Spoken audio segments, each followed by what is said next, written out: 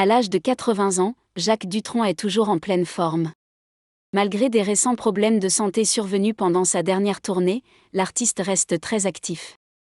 Le 8 novembre dernier, il a d'ailleurs publié ses mémoires intitulées « Et moi, et moi, et moi », en référence à sa chanson culte sortie en 1966 dans son premier album studio, aux éditions Le Cherche Midi. En pleine promotion de son livre, il était invité par Steven Bellery sur RTL ce jeudi 16 novembre 2023. C'était l'occasion pour le chanteur de revenir sur les derniers concerts qu'il a eu la chance de donner aux côtés de son fils Thomas.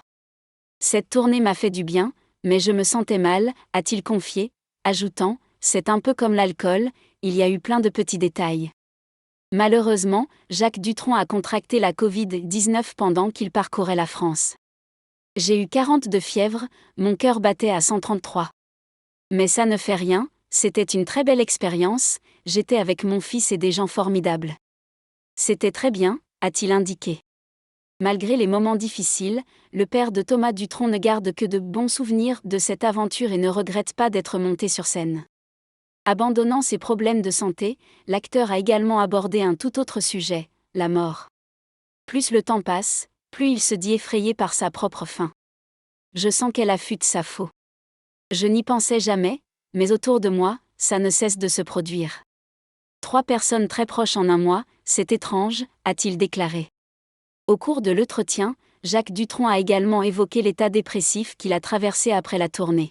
« Vous quittez une salle de 20 000 personnes et tout d'un coup, plus personne ne vous voit. Il y a ça, et puis il y a l'âge, la mort qui approche, qui plane. On se dirige vers une sorte de dépression. On y plonge, c'est sûr », a-t-il expliqué. Il a conclu sur sa consommation d'alcool en disant « Cela fera 1 an en décembre que j'ai arrêté de boire de l'alcool. Beaucoup de gens boivent, mais très peu savent se contrôler. Je ne supporte pas les personnes qui deviennent agressives lorsqu'elles boivent. Je n'aime pas ça. Que le vin soit une source de joie, qu'ils apprécient ce qu'ils boivent et la vie. » Des confidences touchantes.